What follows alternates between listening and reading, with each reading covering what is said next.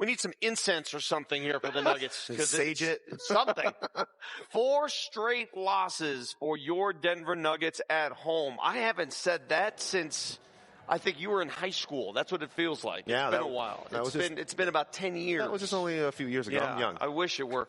The Nuggets lose tonight. You saw the game. They were up by 17 early, and then defensively they fell apart in the second quarter. And I don't know about you. I just had that feeling. When they can't hold a double-digit lead, and we've seen it 4 games in a row, you just have that feeling. Yeah, it was difficult. The second quarter was tough to swallow because you had played so well in the first quarter, and you had done so on some pretty solid principles. Offensively, obviously, they're fine offensively, no matter what. But defensively, you were. I mean, it was 27 points. They didn't shoot a super high percentage in that first quarter, but then in the second quarter, when they started to hit on some things that really got them going, they never lost momentum at all, and the Nuggets were never able to put them from a hot shooting space back into a cold shooting space.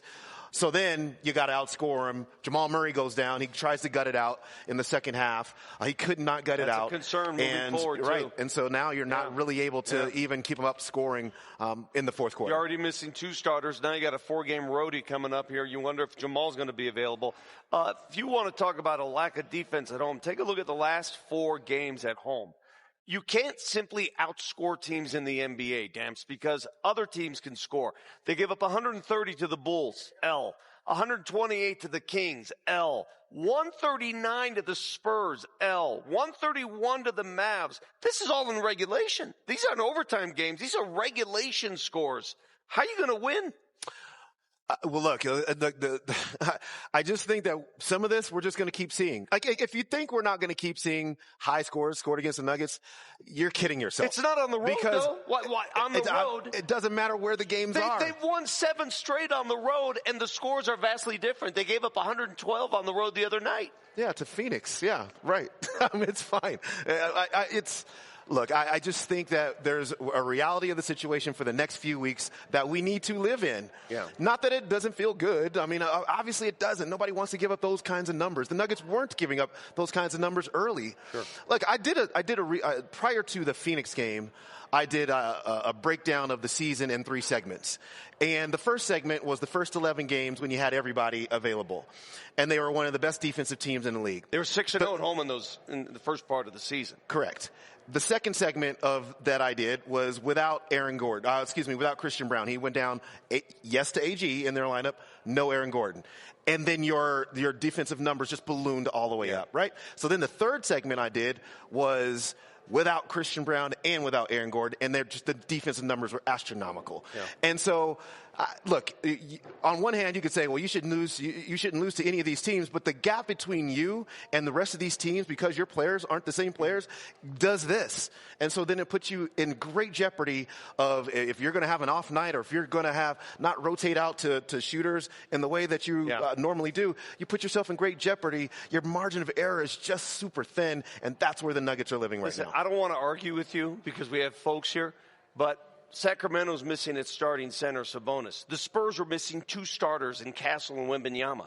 Other teams are injured, too. I just can't believe the fall-off defensively from missing 2 starters. Yeah, here. it's just it's styles make fights, Vic. That's what it is. And, it's when you are played – the Nuggets play defense. There's a lot of switching on the perimeter, right? So you got to keep the ball handler in check, and you got to keep ball handlers out of the paint, because once they collapse your paint, now you have to bring help. Now they can kick out to an open 3-point shooter. Well, when you have a perimeter of Christian Brown, Aaron Gordon, Cam Johnson, Jamal Murray to whatever extent, you hit a screen, you switch the screen, the ball handler stays in front of you. That is not happening anymore. They can't contain the ball from getting into the paint, not on a regular basis, and because of that, these teams are generating open shots. And teams like the Mavs never hit like this. They did tonight. They did tonight. The Bulls always hit like that, and they did in that game. The Sacramento Kings hit like that, and they did in that game. Yeah. And the San Antonio Spurs hit like that, and they did in that game. So when the Nuggets are going to play these teams, I didn't think Dallas was one of these here today. It's because they play bigger, they play a slower pace. But when the Nuggets play teams that put 4 or 5 guards on the court, and they play small, and they play fast, they spread you out, it's going to be a 130-something game. in that respect, your offense has to be on point. Yeah, that scares me. And the Nuggets weren't able to do that today. Tonight was the night of two-way players. So a two-way player, that means they play in the G League if they need them, or they play up here. And these are both two-way players. Ryan Embart's a rookie. Spencer Jones is now a starter for the Nuggets. Look at what these guys did. These are both career highs. 28 points apiece. Heck, Spencer Jones started 7 for 7. He couldn't miss. But what a night for both players who don't even have fully guaranteed NBA contracts yet. Yeah, I'm so proud of Spencer Jones.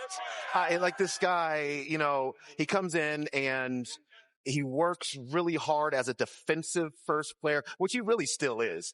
But what he said to me in Phoenix the other day was, these teams are just leaving him wide open at the three-point line because they think he can't shoot. And so he's just knocking these shots down now. And on top of that, I think, I did ask him about being a lot more comfortable playing with some of these players. And he is, and it's showing. Ryan Nembhard, the brother of Andrew Nembhard, right, from the Indiana Pacers. Both Gonzaga guys. Yeah. And, man, I had no idea that he had this offensive repertoire. Yeah, this is what he did in Gonzaga. I mean, this is, he was a high-scoring, very high basketball IQ player. Can get to any spot on the court and knock down the shot. And, Dallas had been doing this thing over the course of the season. So they started Cooper Flagg as their point guard at the beginning of the season.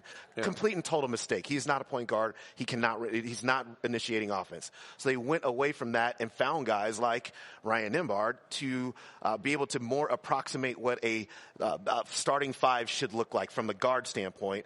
And he caught fire, and he was really great tonight. All right, when we come back, we're going to hear from Coach David Adelman, some of the players. We're also going to give away this Jamal Murray autographed basketball. Jamal Murray with the dunk, but he had to leave the game with an ankle injury. Spencer Jones had 28. Nikola had a triple-double, but the Nuggets dropped their fourth straight at home. We're back with more on Altitude Sports. Ball assist to the game brought to you by the Ball Corporation. Hi-ya! How's that dime, Joker? Yeah, Vic, this is how I used to dunk. Uh-huh. That's what I, yeah. Uh-huh. Yeah. Peyton Watson, that's a little fun action that they run.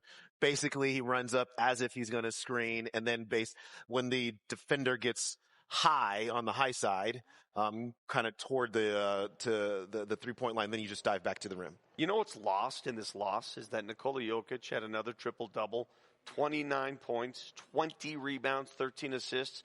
It's the 75th time, get this, 75th time in his career he's had a triple-double before the fourth quarter. That's wild. That's insanity. It's more triple-doubles before the fourth quarter than some people have ever. It's outright insanity. Yeah. All right, let's go downstairs. Katie Wingy with Bruce Brown in the Nuggets locker room.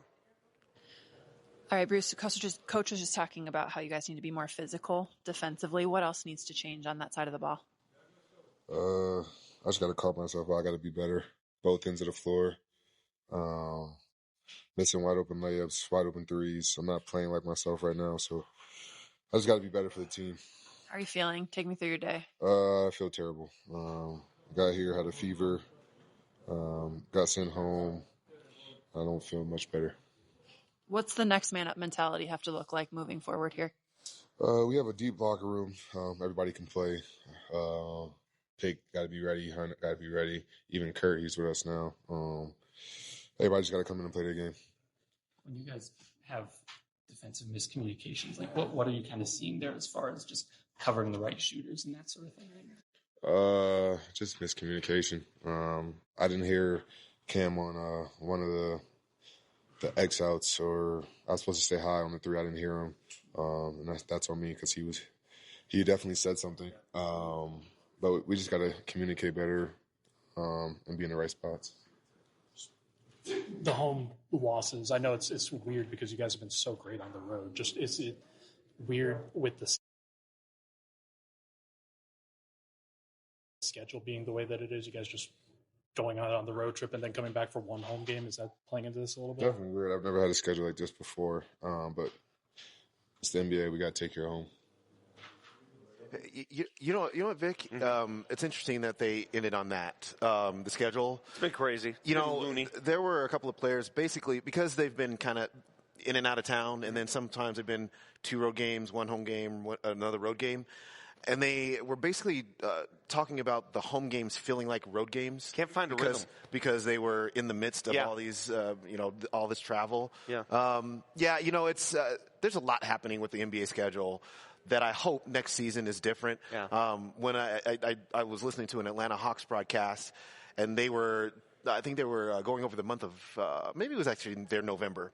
Anyway, they were playing 16 games in a 25-day span, and they weren't going to be in any city more than 2 days during that entire. And so whatever it is that the NBA has done with the schedule this year is wrong. It's what it is. And it's a really, your players are getting hurt. So then your product suffers.